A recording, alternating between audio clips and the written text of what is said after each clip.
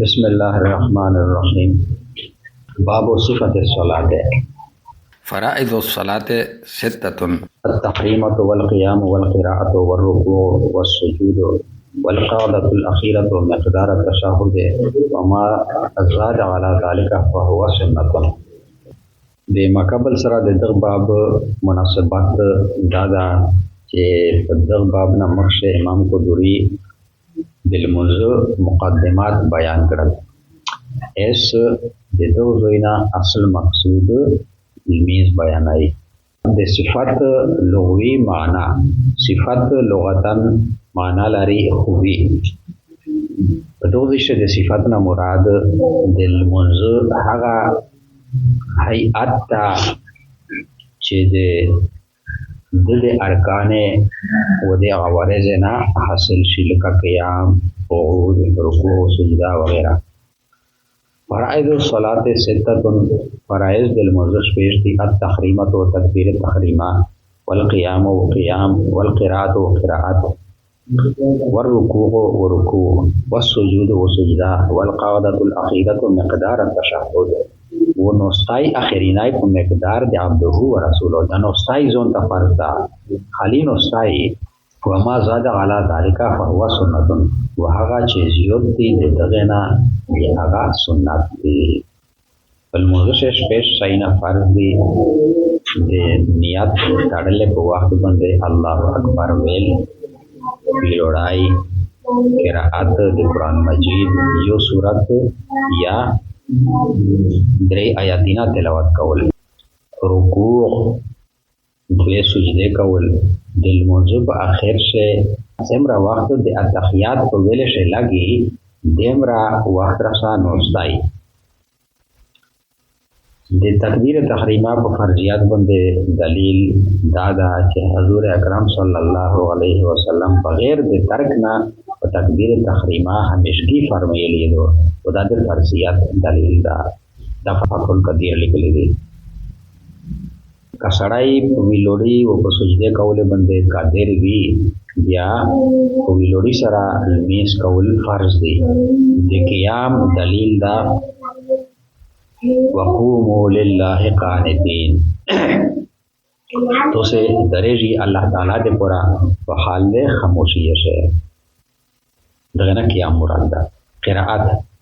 الله تعالی و تبارک فرمان ده: فقرؤوا ما تيسر من القرآن. بیا یې چې څومره اسونی کا د قرآن راځه. بیا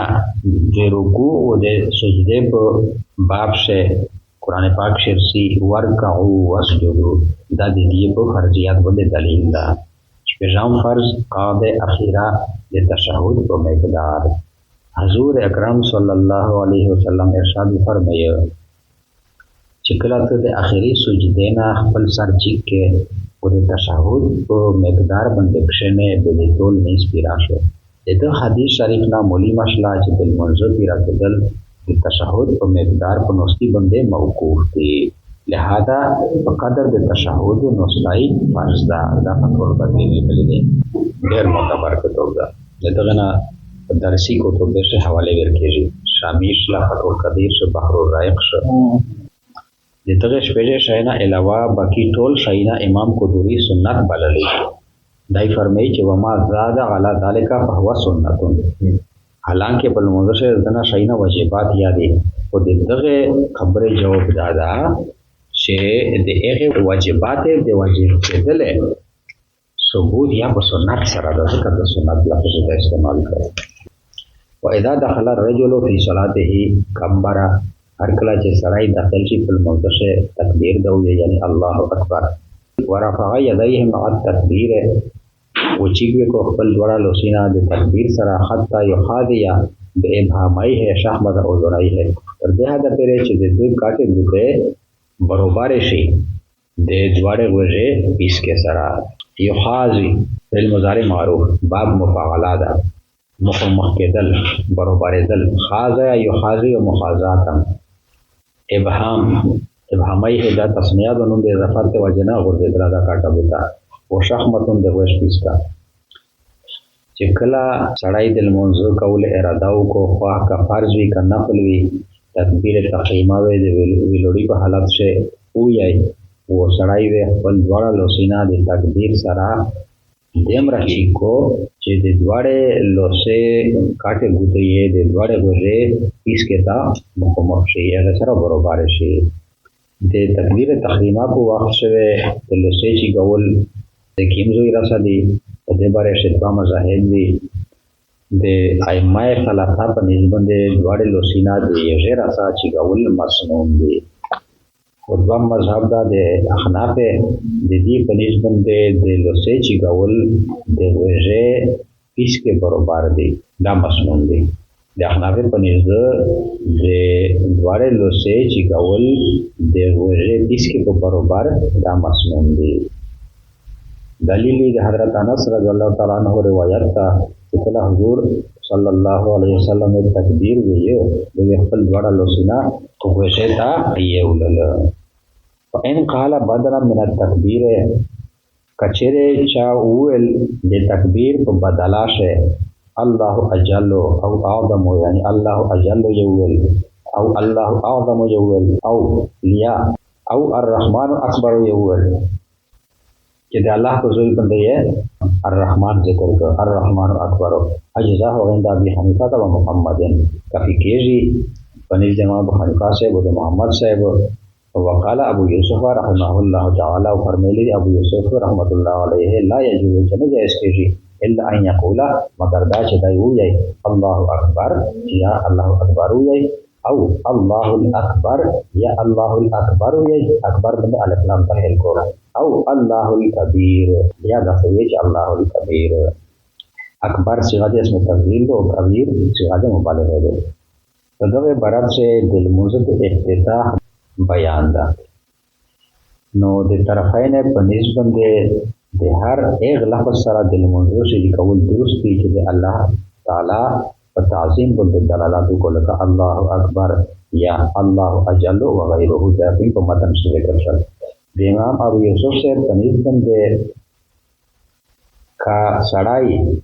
په شی طریقې سره په تکبیر ویل باندې قادر وي یا الله اکبر الله الاکبر الله الکبیر یا الله کبیر دغه سره رضا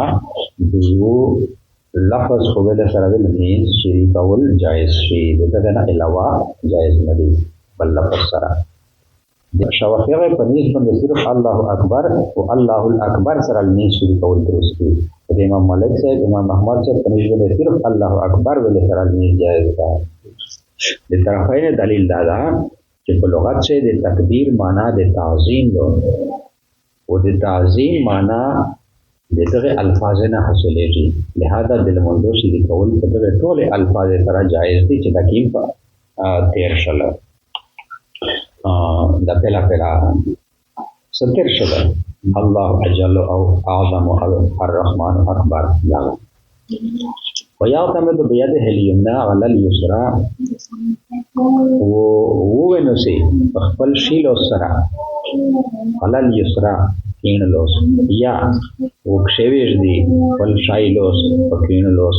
ويدعهما تحت سرة وجدي ودواړه لوندې دنومنا ثم يقول بیا وی سبحانك اللهم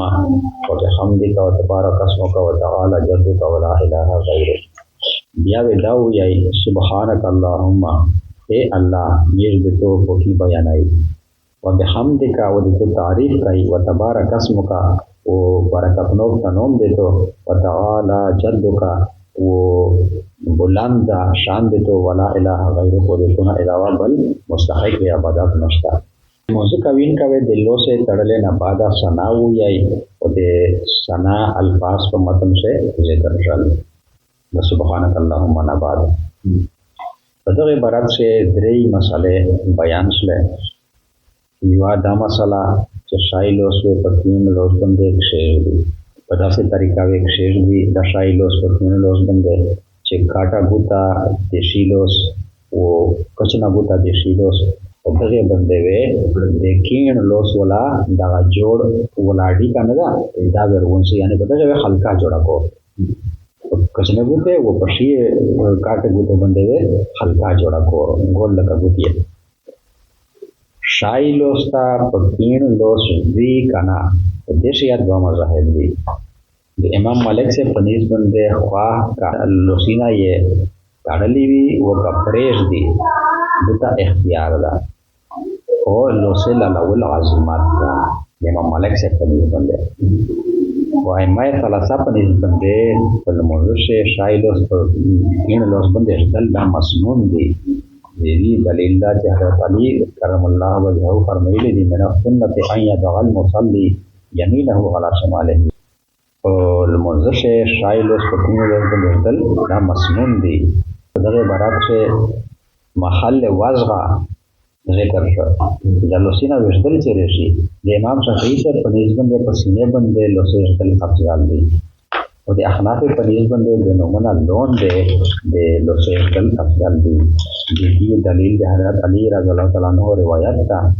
چې ان من السنت وضع الكف على الكف تحت السرة یعنی سنت طریقہ دا دو چې ورغوی بندے نومنا لونده کشیرده دا سنت نو د حدیث شریف نه مولیمیږي چې لونده د نومنا د لوسیج دل مسنون دی ويستعيذ بالله من الشیطان الرجیم او پناه غوړي الله سره د شیطان رټلی شوی نه د امام مالک صاحب مذهب دادا چې تکبیر و سورۃ فاتحه په میون سے هیڅ ذکر مسنون نشته بلکہ د تکبیر نه بعد د منځ ابتدا براه راست په سورۃ الفاتحه سره کېږي امام مالک سے بیاي چې د تکبیر نه بعد فورا الحمدلله وایي د میش په نسبت د سنت طریقه دادو چې دوارا لوسینا د نومنا لوندې کشیش دی هغه نه بعد ثنا وایي سبحانك اللهم بیا تعوذ وایي دلیل یې دا چې فاذا قرأت القرآن فاستعذ بالله اس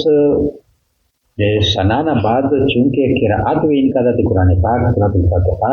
هغه د پورا د اعوذ بالله ول د قرآن پاک نه مستفاد دی یہ ہر کلا چیز سے قرأت کہیے د قرآن پاک بیا تو سے استعاذہ ہو رہی ہے اللہ تعالی سرا ويقرأ بسم الله الرحمن الرحيم ويسر بهما وهو يأي بسم الله الرحمن الرحيم ويسر بهما سے تسنیہ رولا د باولا مدخول دغه تسنیه مراد ده بسم الله یا او اعوذ بالله یا ويسر بهما وخفیا ویای دوارا په هر رکعت شه د الحمد شریف نه مخشه بسم الله الرحمن الرحیم ویل مسنون دی بسم الله دا پر زیر سره ویای کبلی دا ویای امام شافعی سے پنیز په جهری منذ شه بسم الله جهران ویلا شي او سری نماز شه سران ویلا شي او د حنابلہ و د احناف پنیز بندے بسم اللہ غلی ویلا شي کارورا واہ کلمیز جهری وی وکا سر دی گئی د احناف و د حنابلہ دلیل د حضرت ابن مسعود رضی اللہ عنہ قول لا چې سلیر شي نه داسې دي چې هغه امام غلی کوي او بیا یو تعوذ یو تسمیه یو تحمید ربنا لك الحمد و آمین تعوذ تسمیہ تحمید و آمین دغه په خفیا سره کوي ثم يقرأ فاتحة الكتاب بیا قرأت کو د فاتحة الكتاب یعنی الحمد شریف و سورۃ مغها و یو سورۃ وا د الحمد شریف سره وایي او ثلاث آیات من ای سورۃ شاء یدری آیاتنا چې د کوم سورۃ نه یا خوښوا والمنظر سے د قرآن پاک قرأت سیمرا مقدار فرض دا پدې بارے شتري مذاهب دي د احناف په نسبت باندې مطلقاً قرأت قرآن فرض دا کایو آیات یا ویو فرضی ادا شل دلیل یہ دا فقرا ما تیسر من القرآن تو سے قرأت کوي هغه چې تاسو د اسونی د قرآن پاک څخه د القرآن یہ مطلق ذکر کو خدا قاعدہ د المطلق یجری علی اطلاقه چې مطلق په خپل اطلاق باندې جاری کړی وي دغه قاعده په اعتبار سره چې کوم ادنا مقدار تا قران پاک ویلا شي هغه ویل فرض دی د شوافیغه په نيزه د سورۃ الفاتحه ویل فرض دی او د موالک په نيز باندې د سورۃ الفاتحه او د سورۃ ویل فرض دی او د احناف په نسبت باندې ترایشه مطلق قرأت قرآن فرض